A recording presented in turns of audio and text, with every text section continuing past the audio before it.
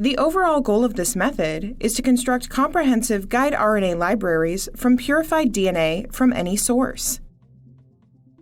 gRNA libraries are plasmid collections used in CRISPR-based screens. The CORALINA method uses enzymatic digestion of purified DNA to clone the resulting fragments into a guide RNA library backbone. The main advantage of this technique is that it produces all possible guide RNAs from the input sequence, and it is very cost-effective.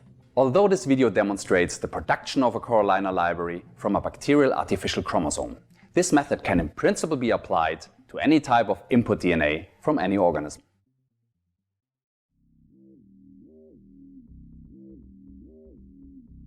An optimization of micrococcal nuclease digestion must be performed for each new batch of micrococcal nuclease.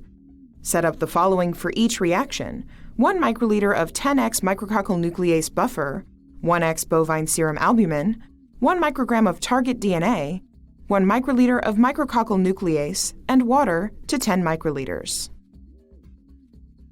Incubate at 37 degrees Celsius for 15 minutes. Immediately inactivate the enzyme by adding 1 microliter of 500 millimolar EGTA.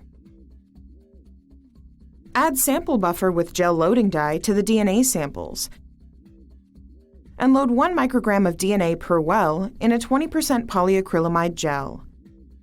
Load an appropriate DNA ladder for sizing. Run the gel in 1x TBE running buffer at 150 volts for around 1.5 hours, or until the lower dye front reaches the lower end of the gel. Stain the gel using an ultrasensitive nucleic acid stain and visualize under UV light. In this example, the optimal